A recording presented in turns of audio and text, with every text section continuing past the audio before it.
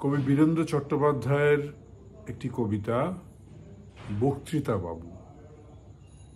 হেই বক্তৃতা বাবু, তুই হুই শহরের 7তলা বাড়ি থেকে নামলি মাসায়, এলি গাড়ি করে মিটিং করতে। আমাদের শরীরের কালো রং সাবান মাখিয়ে ফর্সা করতে, আমাদের ছেলে মেয়ের ভালো সভা করতে। এলি যেন লাট সাহেবের লাতি, বক্তৃতা দিয়ে যাবিও সেখানে। কল টিপলে জল পড়ে, ঘর আলো হয় ঘুটঘুটে কালো রাতে, আবার বিজলি পাখাও ঘুরে।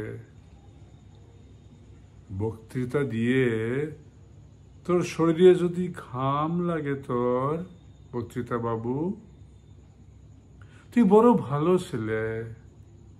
আমাদের জন্য কত খাটিস পিটিস, কেবল ঘরের বিজলি পাখাটা বন্ধ হলেই মেজাজ গরম।